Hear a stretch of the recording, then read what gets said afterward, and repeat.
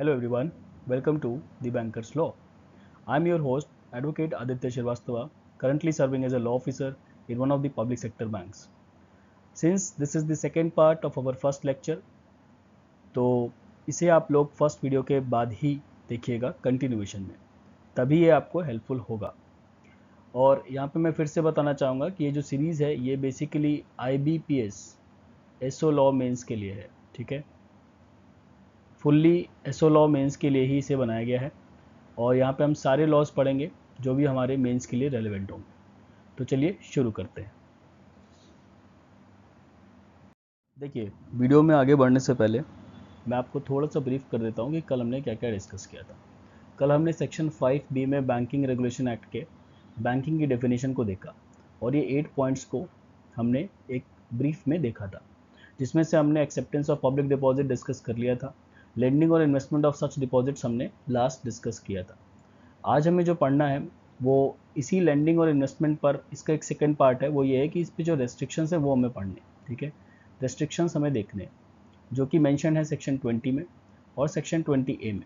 Further हम और भी सेक्शंस आगे देखेंगे, ठीक है। तो जिसने कल का वीडियो नहीं देखा है वो प्लीज़ जा करके देख लीजिएगा, ठीक है। मैं एक बार यहाँ पे दिखा भी देता हूँ आपको स्लाइड्स। देखिए, एक्सेप्टेंस ऑफ पब्लिक डिपॉजिट, जहाँ पे हमने सज्जन बैंक का केस देखा था और मैंने बोला था कि ये आपको अलग से पढ़ना भी है, इंपॉर्टेंट केस है। 35A देखा था, 26 देखा था अनक्लेम डिपॉजिट से रिलेटेड, ठीक है। और यहाँ पे डीप फंड भी हमने देखा था 26। फर्दर हमने देखिए 3 सेक्शंस पढ़े थे, 45ZA, 45ZC एंड 45ZE। ये तीनों ही नॉमिनेशन से डील करते हैं, ठीक है, जैसा आप देख सकते हैं नॉमिनेशन से। तो इनको भी आप लोग एक बार रीड कर लीजिएगा। सेक्शन 21 में हमने देखा कि आरबीआई के पास पावर है किस चीज़ की, डायरेक्शंस इशू करने की, ठीक है, लोन्स और एडवांसेस को लेकर के। फिर हमने देखा कि 3 मैटर्स में ये डायरेक्शंस इशू होती हैं। इनको इशू करने के लिए RBI basically paid up capital, reserves और डिपॉजिट्स को देखता है, ठीक है। तो ये सब चीज़ें हमने कल डिस्कस कर ली थी। अभी हम आगे बढ़ते हैं अपने आज के टॉपिक पर। देखिए, section 20 of the banking regulation act prohibitions लगाता है, ठीक है, रेस्ट्रिक्शंस लगाता है लोन्स पर, एडवांसेस पर, ठीक है। Section 20 basically with respect to banking company ये रेस्ट्रिक्शंस लगाता है कि कोई भी बैंकिंग कंपनी लोन्स और एडवांसेस ग्रांट नहीं करेगी, ठीक है, on the security of its own shares. दूसरा रेस्ट्रिक्शन क्या लगाता है कि सेक्शन 20 कहता है कि अपने डायरेक्टर्स को लोन्स या एडवांसेस नहीं दे सकती है कोई भी बैंकिंग कंपनी। किस केस में? लेकिन यहाँ पे 2 कंडीशन डाली गई हैं। डायरेक्टर्स ऐसे डायरेक्टर्स नहीं होने चाहिए जो कि इंटरेस्टेड हों as a partner, manager, employee या guarantor in case of a firm, ठीक है। In case of in company, directors जो होंगे वो सब्सटेंशियल इंटरेस्ट होल्ड नहीं करेंगे। तो 2-3 बातें हैं इंपॉर्टेंट, जो की यहाँ पे वर्ड्स हैं वो ये हैं कि जो रेस्ट्रिक्शंस लगाए जा रहे हैं वो किसी फर्म पर लगाए जा रहे हैं, ठीक है, फर्म को लोन नहीं देना है, किसी कंपनी को लोन नहीं देना है और किसी इंडिविजुअल को भी लोन नहीं देना है।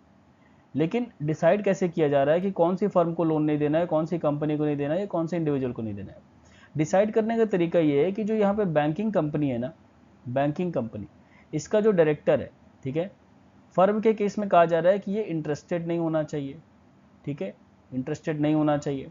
कंपनी के केस में कहा जा रहा है कि इसका सब्सटेंशियल इंटरेस्ट नहीं होना चाहिए, ठीक है। और इंडिविजुअल के केस में भी बोला जा रहा है कि इसका जो रिलेशन है उस इंडिविजुअल से वो पार्टनर का या फिर गारंटर का नहीं होना चाहिए, गारंटर का नहीं होना चाहिए। 2 तरीके के रिलेशंस नहीं होने चाहिए। अगर किसी बैंकिंग कंपनी का डायरेक्टर इंटरेस्टेड है किसी फर्म में तो उस फर्म को लोन एडवांसेस नहीं दिए जाएंगे।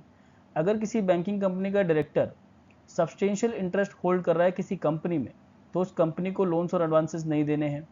अगर किसी बैंकिंग कंपनी का डायरेक्टर रिलेशनशिप में है एज अ पार्टनर और a personal guarantor to an individual तो उस इंडिविजुअल को भी लोन नहीं देने। ये 3 तरीके के रेस्ट्रिक्शन सेक्शन 20 में मेंशन किए गए हैं। फर्दर देखिए, ये हमने यहाँ पे देखा। अब सब्सटेंशियल इंटरेस्ट की हम बात कर लेते हैं कि सब्सटेंशियल इंटरेस्ट जो है वो डिफाइंड है section 5NE of the act में, यानी कि बैंकिंग रेगुलेशन एक्ट के एनी में डिफाइंड है, 5NE में डिफाइंड है। ये बेसिकली क्या होता है? देखिए, 2 तरीके के इंटरेस्ट को हम लोग सब्सटेंशियल इंटरेस्ट कहते हैं। सब्सटेंशियल इंटरेस्ट बेसिकली एक तरीके का बेनिफिशियल इंटरेस्ट होता है, ठीक है, ये बेनिफिशियल इंटरेस्ट होता है। और 2 इंटरेस्ट इसमें आते हैं। एक, या तो वो जो डायरेक्टर है कंपनी का, ठीक है, बैंकिंग कंपनी का जो डायरेक्टर है वो उस दूसरी कंपनी में, ठीक है, 5 लाख रुपए के शेयर्स होल्ड करे, या सॉरी यहाँ पे मोर देन 5 लाख होगा, मोर देन 5 लाख, ठीक है, मोर देन 5 लाख के शेयर्स होल्ड करे, ठीक है, तो हम उसको बोलेंगे कि ये सब्सटेंशियल इंटरेस्ट है। दूसरी बात ये है कि जो बैंकिंग कंपनी का डायरेक्टर है वो उस कंपनी में 10% पेड अप कैपिटल होल्ड करे, 10% पेड अप कैपिटल, ठीक है। तो अगर ये दोनों में से कोई भी कंडीशन, इधर और कंडीशन है, दोनों में से कोई भी कंडीशन फुलफिल होती है तो हम बोलेंगे कि उस डायरेक्टर का उस कंपनी में, उस बैंकिंग कंपनी के डायरेक्टर का उस कंपनी में सब्सटेंशियल इंटरेस्ट है और इसीलिए हम इस कंपनी को लोन्स या एडवांसेस नहीं दे सकते हैं बाय सेक्शन 20। लेकिन यहाँ पे एक एक्सेप्शन भी डाला गया है, जैसा कि आप देख सकते हैं यहाँ पे लिखा है सेक्शन 25 कंपनी को छोड़ करके बाकी जो कंपनीज हैं उन पर यह रिस्ट्रिक्शन लगता है। सेक्शन 25 कंपनी क्या है? ये बेसिकली चैरिटेबल कंपनीज होती हैं, ठीक है, चैरिटेबल कंपनीज जिनका पर्पस चैरिटेबल होता है। अगर कोई एक ऐसी कंपनी है जो एक चैरिटी कर रही है, चैरिटेबल बिजनेस में है, तो उस कंपनी को बैंकिंग कंपनी लोन दे सकती है इरिस्पेक्टिव कि उसके डायरेक्टर उस कंपनी में सब्सटेंशियल इंटरेस्ट होल्ड करते हैं या नहीं करते हैं, उससे मतलब तब नहीं होगा, ठीक है। तो सेक्शन 25 जो है वो एक एक्सेप्शन है टू सेक्शन 20। नाउ आगे देखिए, इंडिविजुअल के केस में ये वाला पॉइंट डिस्कस है। ये कहता है कि पार्टनर या गारंटर का अगर रिलेशनशिप होता है, ठीक है, किसी भी बैंकिंग कंपनी के डायरेक्टर का अगर पार्टनर या गारंटर का रिलेशनशिप होता है किसी इंडिविजुअल से, तो उसको लोन्स और एडवांसेस नहीं देने हैं, ठीक है।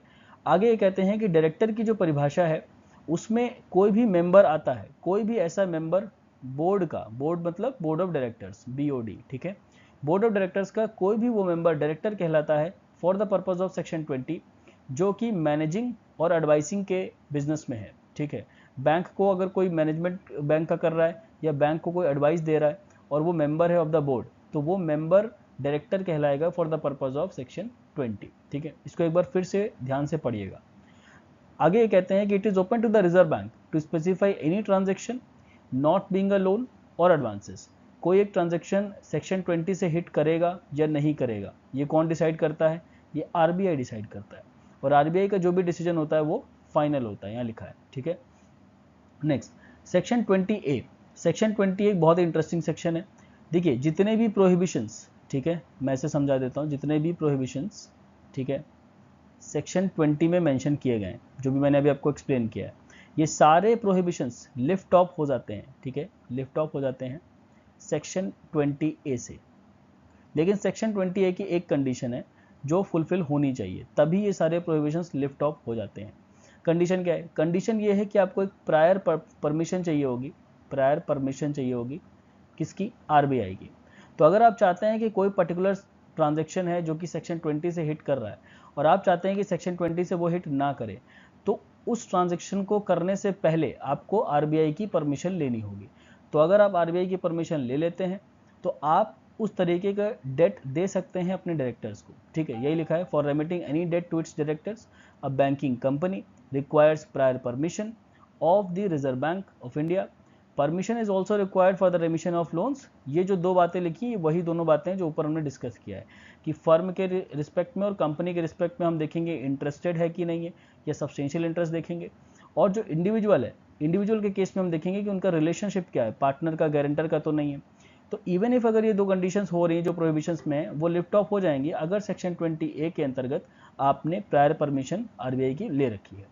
एक और इंपॉर्टेंट पॉइंट है, वो ये है कि any रेमिशन made in contravention of section 20 is void. ये एग्जाम में पूछ लेता है कि अगर कोई आपने ऐसा ट्रांजेक्शन किया है, कोई ऐसा ट्रांजेक्शन कर दिया है जो कि सेक्शन 20 से हिट हो रहा है, ठीक है, तो ये ट्रांजेक्शन जो होगा ये वॉइड होगा, ठीक है। इसके अंतर्गत आपने जो भी पैसा लिया है या दिया है, ठीक है, वो आपका वॉइड हो जाएगा, वो पैसा आपको वापस करना पड़ेगा, वो ट्रांजेक्शन वैलिड नहीं होगा, वॉइड होगा, ठीक है, इसको ध्यान रखिए। देखिए अभी जो हमारा, इसके बाद हमारा तीसरा जो एलिमेंट है, ठीक है, जो कि है डिपॉजिट्स, ठीक है, विड्रॉवेबल बाय चेक, ठीक है। ये एलिमेंट एक मैंडेटरी एलिमेंट है, ये मैंने आपको बता रखा है, ठीक है। तो इसको समझते हैं। Section 49A of the Banking Regulation Act says that no organization other than a bank is authorized to accept deposits withdrawable by check। मतलब ऐसे डिपॉजिट्स जो कि विड्रॉवेबल हैं बाय चेक, ऐसे डिपॉजिट्स का जो एक्सेप्टेंस है वो केवल और केवल बैंक्स कर सकते हैं और कोई ऑर्गेनाइजेशन नहीं कर सकती है। The savings bank scheme run by the government, primary credit society and any other person firm notified by the government are exempted from this prohibition। मतलब गवर्नमेंट के पास ये पावर है कि वो नोटिफाई करके एग्जेम्प्ट कर सकती है किसी भी फर्म को, पर्सन को इस फ्रेज के इम्पैक्ट से, ठीक है।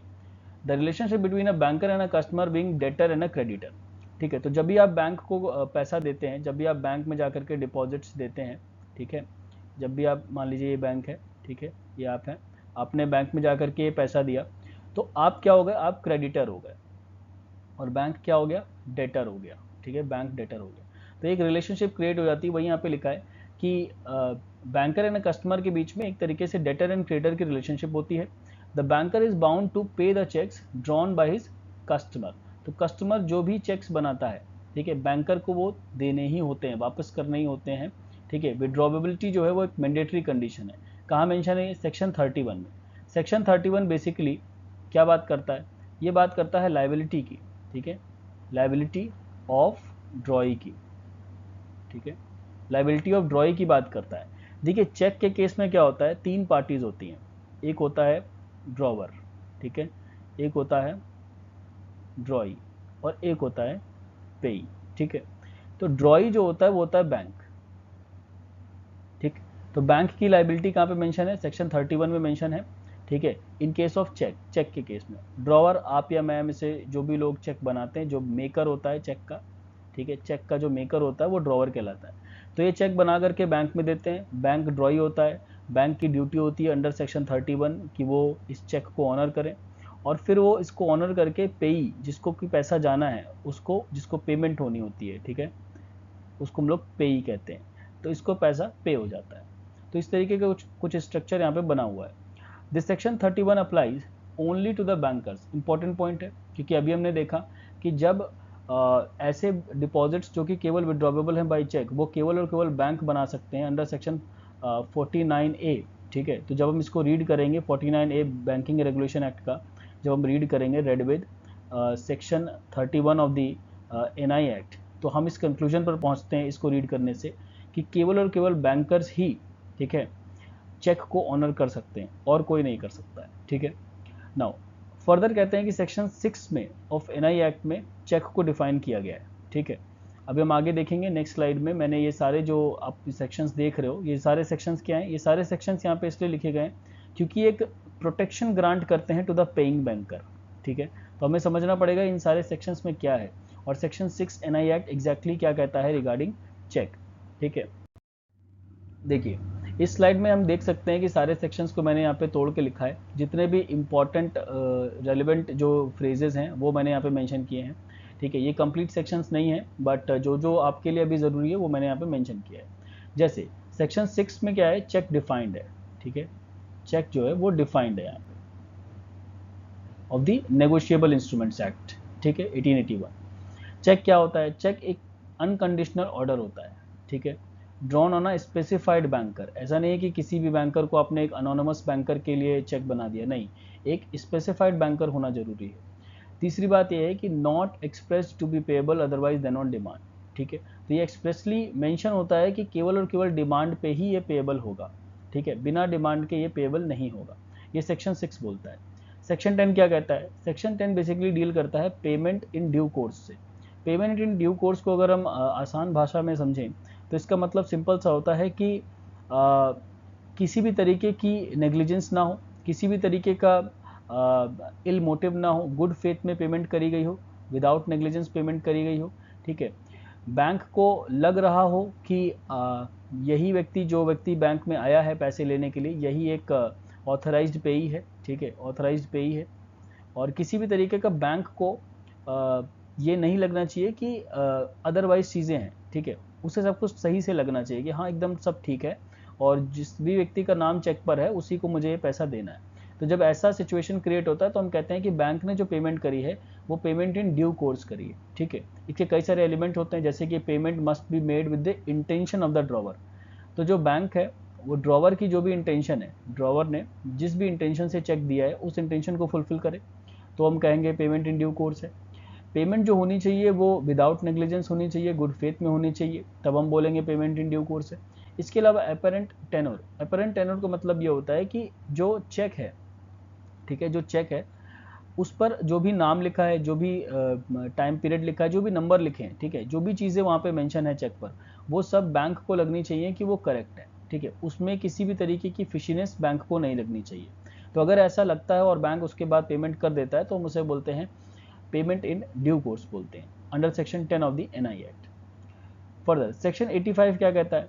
सेक्शन 85 कहता है कि अगर पेमेंट इन ड्यू कोर्स हो गया, मतलब सेक्शन 10 फुलफिल होना चाहिए पहली चीज़ तो, ठीक है, इवन सेक्शन 85 के लिए भी सेक्शन 10 का फुलफिल होना जरूरी है, पेमेंट इन ड्यू कोर्स होना चाहिए। सेक्शन 85 कहता है कि चेक के केस में एक एडिशनल प्रोटेक्शन मिलती है पेइंग बैंकर को, ठीक है, फॉर ऑर्डर और बियरर चेक। ऑर्डर और बियरर चेक दो तरीके के अलग अलग चेक्स हैं, ठीक है। ऑर्डर चेक में क्या होता है कि हम पर्टिकुलरली लिखते हैं, मेंशन करते हैं कि इस व्यक्ति को हमें पेमेंट देनी है।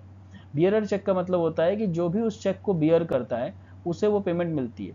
उसका पर्टिकुलर अगर हम नाम नहीं भी लिखते हैं, जैसे हम लोग कभी कदार नाम नहीं लिखते हैं, तो जो जिस भी व्यक्ति के हाथ में चेक होता है वो उस जाकर के उसे कैश करा सकता है, तो उसे हम लोग बोलते हैं बियरर चेक, ठीक है।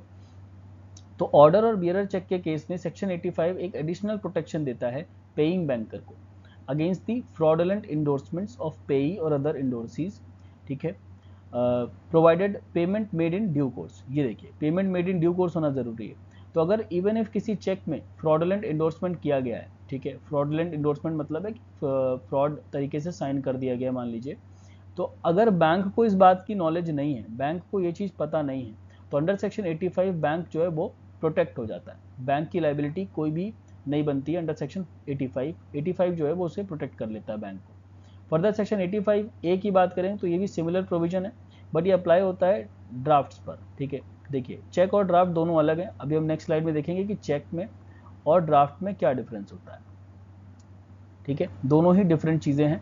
तो ड्राफ्ट्स के केस में सेक्शन 85 लगता है। ये कह रहा है कि if drafts are endorse by payee, ठीक है, अगर ड्राफ्ट्स को एक बार पेई ने इंडोर्स कर दिया, पेई मतलब जिसे पेमेंट चाहिए, ठीक है, जिसे पेमेंट चाहिए, अगर उस व्यक्ति ने इंडोर्स कर दिया है किसी ड्राफ्ट को, तो इवन इफ उसने गलत इंडोर्स किया है, बैंक की रिस्पॉन्सिबिलिटी नहीं है वो चेक करने की, बैंक वहाँ से इम्यून हो जाता है, ठीक है।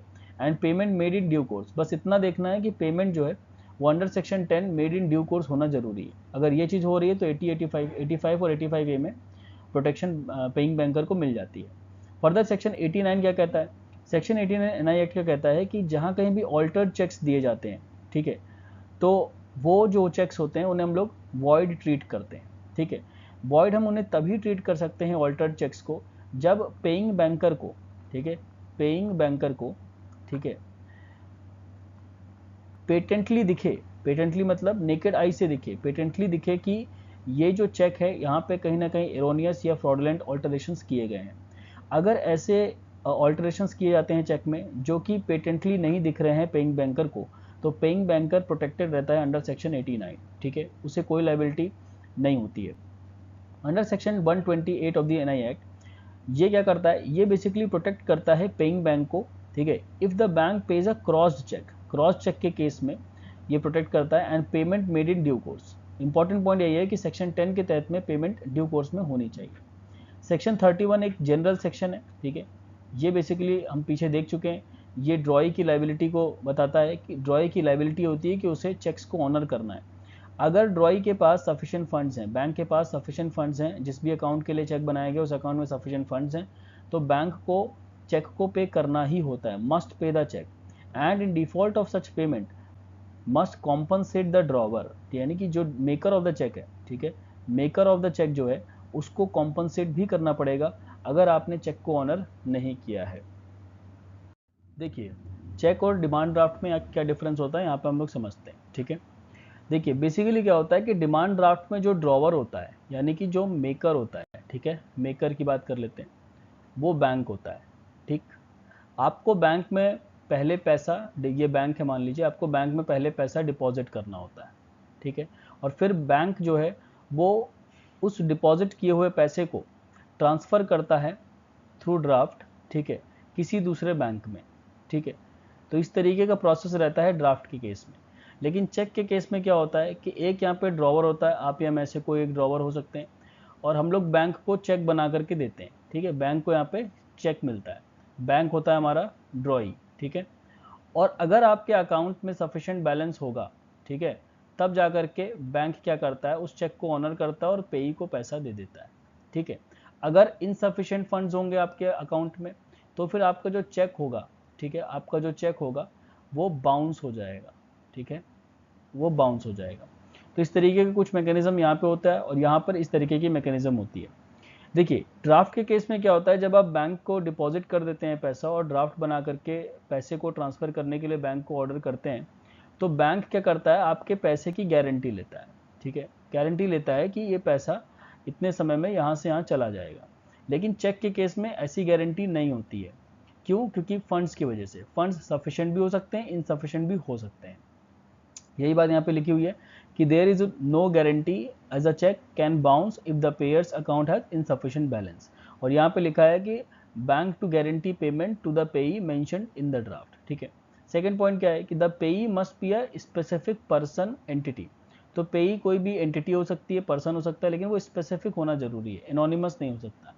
यहाँ पे भी पेई जो है वो स्पेसिफिक हो सकता है, लेकिन उसके अलावा बियरर, मैंने पीछे पढ़ाया था बियरर चेक के बारे में, मतलब कि हम चाहें तो उसे स्पेसिफाई करें चेक पर, या फिर जो भी व्यक्ति चेक के पोजीशन पे है, ठीक है, वो उस चेक में जो भी अमाउंट लिखा हुआ वो कैश करा सकता है, ठीक है। तीसरा पॉइंट है कि drawer must be an account holder. यहाँ पे आपका बैंक में अकाउंट होना ज़रूरी है, चेक को इस्तेमाल करने के लिए आपका अकाउंट होना ज़रूरी है। लेकिन डिमांड ड्राफ्ट के केस में ऐसा नहीं है। Drawer can be anyone, you just need to deposit the money in the bank. आपको केवल पैसे को बैंक में डिपॉजिट करना है, ठीक है। देखिए आज के लेक्चर में हम ये एक टॉपिक और पढ़ लेते हैं जो कि है acceptance of deposits bye non banking entities.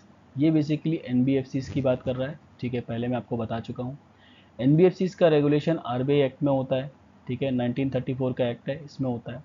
Specially इसके जो 3 चैप्टर्स हैं, चैप्टर 3B, ठीक है, चैप्टर 3C और चैप्टर 5, ये 3 चैप्टर्स एनबीएफसी से डील करते हैं, ठीक है। आरबीआई के अंदर एक डिपार्टमेंट होता है जिसको हम लोग शॉर्ट में डीएनबीएस बोलते हैं, department of non banking supervision. ये डिपार्टमेंट रिस्पॉन्सिबल होता है एनबीएफसीज़ के रेगुलेशन के लिए और मैनेजमेंट के लिए। इसके अलावा आरबीआई जो है वो डायरेक्शंस भी इशू करता है, ठीक है, वो डायरेक्शंस भी इशू करता है under the non banking financial companies. ये रहा non banking financial companies acceptance of public deposit reserve bank directions 1998, ठीक है। तो इसमें डायरेक्शंस हैं जिसके तहत में एनबीएफसीज़ का रेगुलेशन होता है। इसके अलावा चैप्टर 3B में अदर डायरेक्शंस मेंशन है, ये देखिए यहाँ पे लिखा है ना, chapter 3B of the Reserve Bank of India act. Point number 2 कहता है कि ऐसी कंपनीज जो कि डिपॉजिट टेकिंग कंपनीज है, जो डिपॉजिट्स लेती हैं, डिपॉजिट्स ऑफ पब्लिक मनी जो लेती हैं, ठीक है, are regulated by central government under the companies acceptance of deposit rules 1975 under section 58A of the companies act 1956। ये ओल्ड वाला कंपनीज एक्ट है, नया वाला 2013 का एक्ट है, ठीक है। तो 1975 के जो रूल्स हैं उसके तहत में सेंट्रल गवर्नमेंट रेगुलेट करती है उन कंपनीज़ को जो कि डिपॉजिट टेकिंग है। इसके अलावा पॉइंट नंबर 3 देखिए, पॉइंट नंबर 3 में आरबीआई एक्ट सेक्शन 45S की बात करी गई है। ये जो सेक्शन है ये प्रोहिबिट करता है, ठीक है, ये एक तरीके का प्रोहिबिट करता है इंडिविजुअल्स को, फर्म्स को और जो अनइनकॉर्पोरेटेड एसोसिएशन हैं उनको, ठीक है, कि वो फाइनेंशियल इंस्टीट्यूशन का जो बिजनेस है वो नहीं कर सकते हैं, ठीक है, या ऐसा बिजनेस नहीं कर सकते हैं जिसका जो प्रिंसिपल जो एक्ट है वो बेसिकली एक्सेप्टेंस ऑफ डिपॉजिट हो, ऐसा कोई भी वो बिजनेस नहीं कर सकते हैं, ठीक है। लेकिन ये जो प्रोहिबिशन सेक्शन 45S में मेंशन है, ये प्रोहिबिशन दो तरीके के बिजनेस पे नहीं लगता है। एक मैन्युफैक्चरिंग बिजनेस पे नहीं लगता है और दूसरा ट्रेडिंग बिजनेस पे नहीं लगता है। ट्रेडिंग मतलब हो गया यहाँ पे ट्रेडिंग ऑफ गुड्स की बात यहाँ पे हो रही है, ठीक है। तो ट्रेडिंग ऑफ गुड्स पे नहीं लगता है क्योंकि इकोनॉमी के लिए ये दोनों बिजनेस हमारे इंपॉर्टेंट है। तो आज के वीडियो में हम इतना ही रखते हैं, बाकी का हम नेक्स्ट वीडियो में देखेंगे। और अभी कई सारे पॉइंट्स हैं, ये हमने अभी यहाँ पे बेसिकली अपना चौथा पॉइंट कंप्लीट किया है, 4th पॉइंट, 4 पॉइंट्स और हैं, ठीक है। उसके बाद जा कर के ये डेफिनेशन पोर्शन कंप्लीट होगा। तो मिलते हैं नेक्स्ट वीडियो में, टिल देन कीप वॉचिंग। और बाकी अगर आपको ये वीडियो अच्छा लगा है तो इसे लाइक करिए, शेयर करिए, कमेंट करिए, and if you haven't subscribe the channel, do subscribe the channel. बाकी पढ़ते रहिए।